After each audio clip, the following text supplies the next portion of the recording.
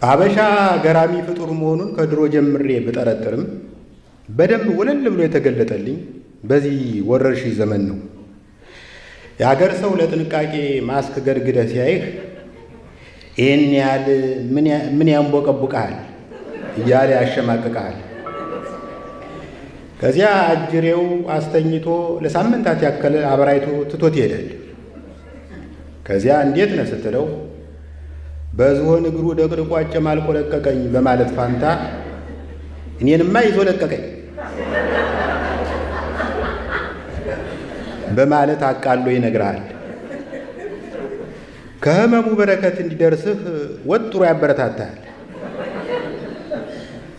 ስለ ክትባት ስታነሳበት እረ ቺፕስ ሊያስገቡብን ነው ይልሃል።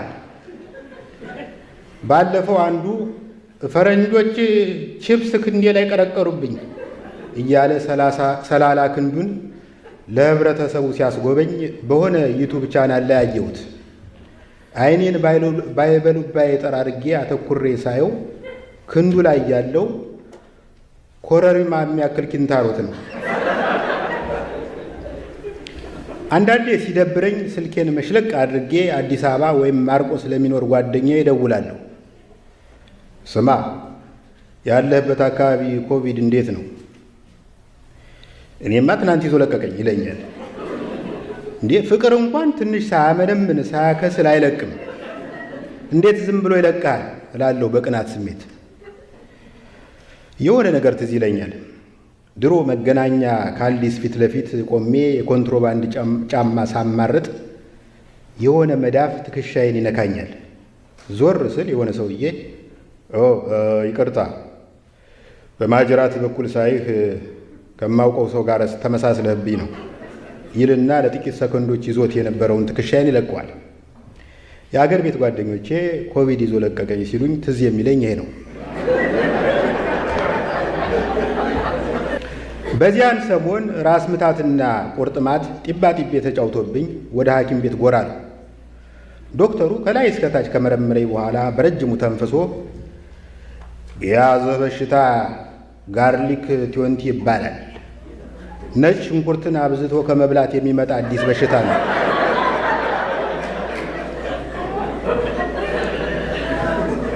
በሽታው ከፍተኛ ደረጃ ላይ ሲደርስ ያስቀባጅርሃል፣ ያስበደብድሃል። ርዕሱ ከይዘቱ ጋር የማይገናኝ ጽሑፍ ልትጽፉሉ ትችላለህ። ለሕይወት ያሰጋኛል ዶክተር አልኩት በጭንቀት ስሜት። ወል እንግዲህ አለ ዶክተሩ፣ ጠረን ያስመረረው ሰው ደብድቦ ሊገልህ ይችላል።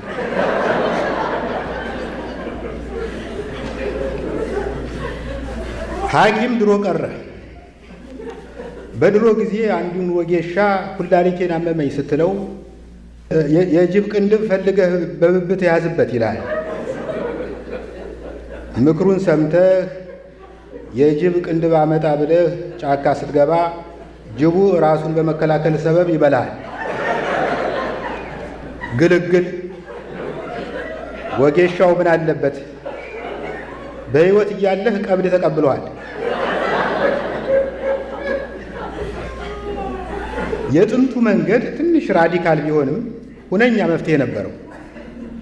በሽታውን የምታስወግደው በሽተኛውን በማስወገድ ነበር።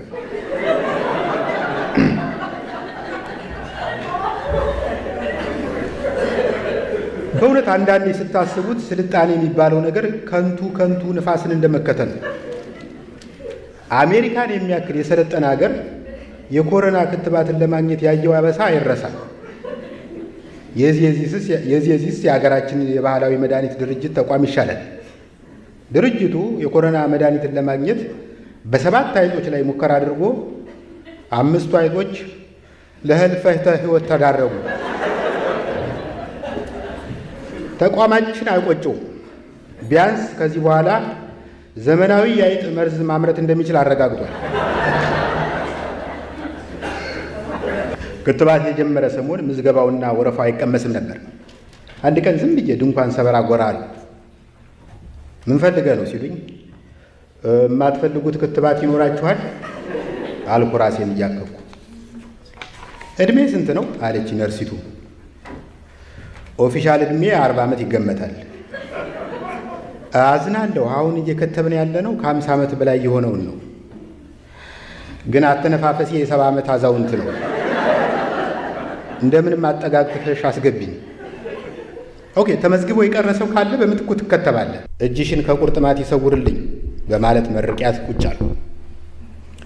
በሁለት ከዘራ መሃል ጎብጦ የሚንቀጠቀጥ አዛውንት አይቼ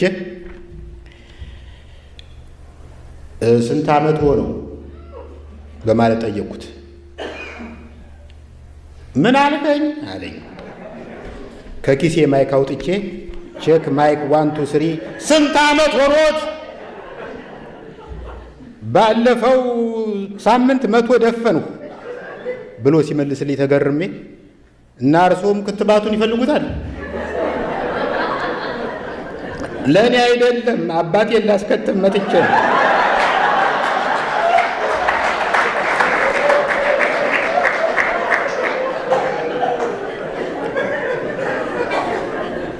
በመጨረሻም ተጠራው።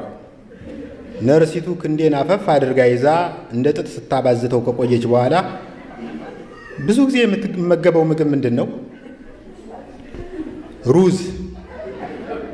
እንዲያውም ሩዝ አብዝቼ ከመውደዴ የተነሳ ወዳጆቼ ሩዝቬልት የሚል ቅጽም ስላውጥተውልኛል። በል አሁን ወደ ቤት ተመልሰህ ገንቢ ምግብ ብላ፣ ዳምፔል አንሳ፣ ፑሻፕ ስራ። ከዚያ ከ2 ወር በኋላ ተመለስ።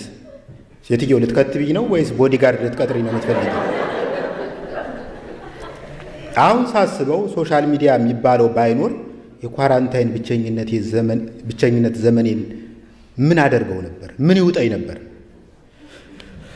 በነገራችን ላይ ፌስቡክ የተቀላቀልሁ ወደ 2012 አካባቢ ነው እና ያኔ ከቤተሰቤና ከጎረቤት በቀር የሚያውቀኝ አልነበርም። የፌስቡክ አጠቃቀም ራሱ በቅጡ አልገባኝም ነበር። የሆነ ጊዜ ላይ 2 ሄክታር ቶክሲዶ ሱፌን ግጥም አድርጌ ለብሼ ጆፌ አሞራ የሚያህል ክራባት ጣል አድርጌበት ፎቶ ተነሳውና ፌስቡክ ላይ ለጥፉ። ከዚያ ፈንድሻ እየበላው የህዝቡን ምላሽ ብጠብቅ ምንም የለም። ደብረ ማርቆስ ዘመድ ጠይቄ ስመጣ አስካለ የተባለች ልጅ ላይክ አድርጓለች። ያኔ የላይክ ምልክት የነበረው አውራጣት በጣም ግብዳ ነበር።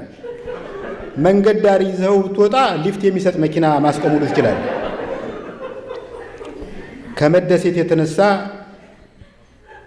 ፎቶዬን ስለወደድሽው አመሰግናለሁ የሚል መልእክት ሰደርኩላት። ኢንቦክስ የላኩላት መስሎኝ ግድግዳዬ ላይ እንደለጠፉት ያወቅኩት በውቅ የዛሬውን ግጥም ደግሞ ርዕሱን ብቻ ነው የለጠፍከው የሚል አስተያየት ሳነብ ነበር። አትፍረዱ።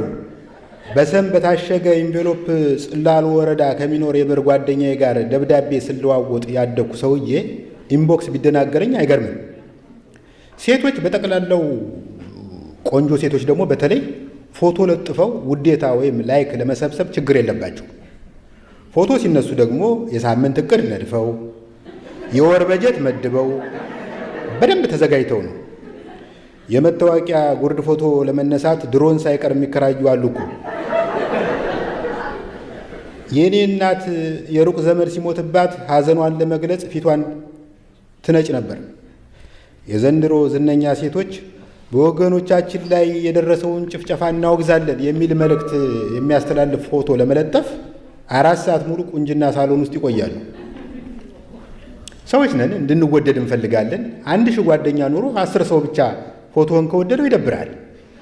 ከወደዱህ በላይ ጭንቅላትህን የሚቆጣጠረው ጥግ ላይ ቆመው ከንፈራቸውን አጣመው ባላይ የሚያልፉ ሰዎችን ስታስብ። ለማንኛውም ብዙ ሺህ ሰው ፎቶ እንዲወዱልህ ትፈልጋለህ። አማላይ ወይም የአንዳሙስ ሴሌብሪቲ መሆን አይጠበቅብህም። የሚጠበቅብህ ይህ ነው። አዋሽን የሚያህል ባንዲራ ልበስ። ግንባርህ ላይ ኤርትራን የሚያካትት የኢትዮጵያ ካርታ ተነቀስ። ከጀርባህ የታወቀ ባለታሪክ ሐውልት ወይም የገዳም ወይም የመስጊድ ምስል ቢኖር አይከፋም። የኢትዮጵያ ፊደል ምልክት ያለበት ቲሸርት ልበስ። የኢትዮጵያ ቁጥሮች የተጻፉበት ሰሌዳ ወይም እንደ ፍሬው ኃይሉ አኮርዲዮን አንገት ላይ አንጠልጥል። በቀኝ ክንድህ ላይ ከቅዱስ መጽሐፍ የተወሰደ ጥቅስ ጣል አድርግበት። ግራ ክንድህ ስለምን ስራ ይፈታል? ደም ለግስበት። የሆነ ጊዜ ላይ አንዲት ቆንጅዬ ልጅ ፍሬንድ ሪኩዌስት ላከችልኝ። በእህትነት ተቀበልኳት። ትንሽ ቆይቼ እህትነቱን በአንድ እርምጃ ላሳድገው ብዬ በማሰብ በኢንቦክስ ሰፈርሽ የት ነው አላማ ሳለሽ ምናምን ማለት ጀመሩ። ጥቂት እንዳወጋሁት ግን በሴት ፎቶ የተጠለለ ወንድ መሆኑን ባነንኩበት። ነገሩ በዚህ ቢያበቃ ጥሩ ነበር። ትንሽ ቆይቶ ሌላ ሰው ታናሽ ወንድሙ ይመስለኛል ተመሳሳይ ፎቶ ገጭ አድርጎ እርኩሰት ማለቴ ሪኩዌስት ላከልኝ። ለጊዜው ብልጭ አለብኝ። ድርግም እስኪልብኝ ጠበቅኩና የሚከተለውን መልእክት ሰደርኩለት። ፎቶውን እንኳ ቀይሩልኝ እንጂ ቤተሰብ የቁም የተነሳችው ፎቶ የላትም። እዚህ ላይ አንድ ነገር ትዝ አለኝ። ድምፃዊ ኬኔዲ መንገሻ የሆነ ጊዜ ላይ በኢትዮጵያ ቴሌቪዥን የሙዚቃ ቪዲዮ ለመቅረጽ መጥቶ ጥሩ ላስተናገደው ዘበኛ ሌዘር ኮቱን አውልቆ ሸለመው። ከሁለት ካሴት በኋላ ወደ ጣቢያው ሲመለስ ተሸላሚው ዘበኛ አሁንም በዘበኛነት እንደጸና አገኘው። ጭራሽ ሌዘሩን ዛሬ ገድግዶታል። ኬኔዲ ጠጋ ብሎ ሌዘሩን ባይኑ አጠናው። ክርኑ አካባቢ ትንሽ ከመንተቡ በስተቀር የድሮ ነው። ኬኔዲም ፈገግ ብሎ ዘቡሌውን እንዲህ አለው፣ ፍሬንድ ሌላም ነገር ቀላቅልበት እንጂ። ፌስቡክ እጅ ሲለኝ ደግሞ ወደ ቲክቶክ ጎራ ብዬ ፎቶና ቪዲዮ ቀላውጣለሁ። ስሙኝማ የድሮ እብድ ሙዚቃ ቤት በር ላይ ይደንስ ነበር። የዘንድሮ ዲጂታል እብድ ደግሞ ሞባይሉ ካሜራ ፊት ይደንሳል። የገዛ ራሴን ጤነኝነት የተጠራጠርኩት ኬፋ ሚዲቅሳ የተባለ ጴንጤ በሚያዘጋጀው ሙግት ላይ በማያገባኝ በማይመለከተኝ በስካይፒ ስሳተፍ ነው። የሙግቱ ርዕስ ዘፈን ኃጢአት ነው ወይስ አይደለም የሚል ነበር። ኬፋ ሚዲቅሳ በእውቀቱ ዘፈን ለአንተ ኃጢአት ነው ወይስ አይደለም? ወይ ችሎታ ሳይኖርህ ከዘፈንህ ኃጢአት ነው። ራሱን የቻለ ኃጢአት እንኳን ባይሆን ወደ ሌሎች ኃጢአቶች ያመራል። በምሳሌ ላስረዳ። የሆነ ጊዜ በጓደኛችን ሰርግ ላይ አንዱ የኃይልዬ ታደሰን ዘፈን ለመዝፈን ሞከረ። ድምፁ ግን ከኃይልዬ ይልቅ ለሻለቃ ኃይሌ ድምፅ ይቀርባል። በዚህ የተናደደው ሙሽራ ከአንዱ አጃቢ ጠመንጃ ቀምቶ ተኩሶ ገደለው። ወዳጄ ፍርድ ቤት ሲቀርብ እኔም በምስክርነት ቀርቤ ባርቆበት ነው ብዬ ዋሸው። በመጨረሻም ተፈርዶበት እስር ቤት ሲገባ ሚስቱ ከጠበቃው ጋር ተኛች። በአንድ ብሽቅ ዘፈን ምክንያት አትግደል፣ በሐሰት አትመስክር እና አታመንዝር የሚባሉ ሕግጋቶች ተጣሱ።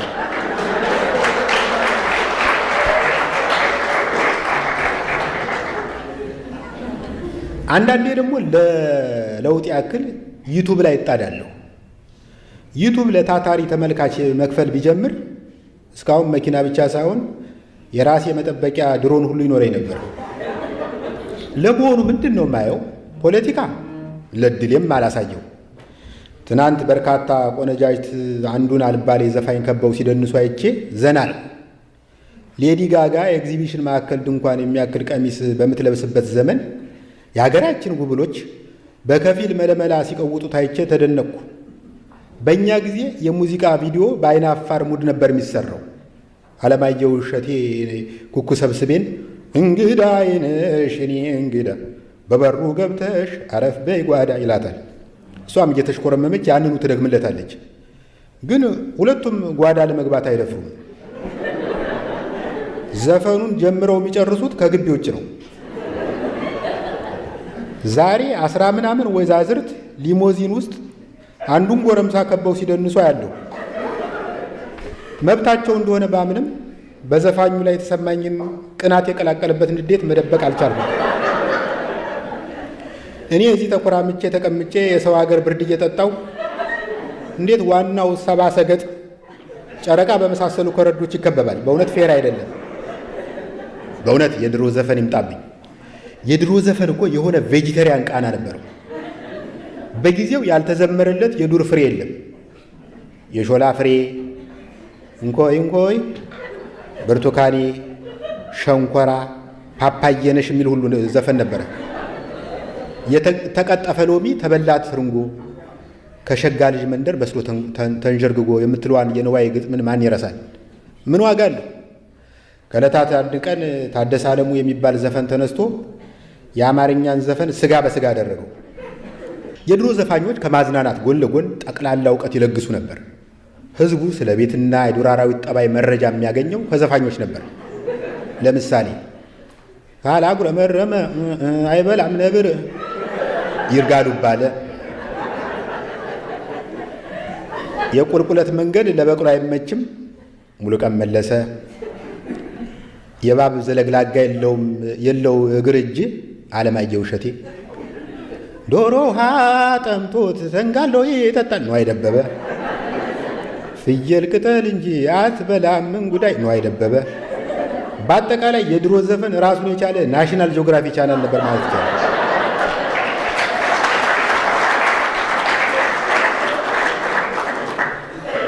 በደምሳሳው ሲታይ የድሮ ዘፈን ግጥም ብዙ አይመስጥም። በእኔ ግምት ሁለመናው የተዋጣለት የዘፈን ግጥም የተጀመረው በይልማ ገብረአብ ነው።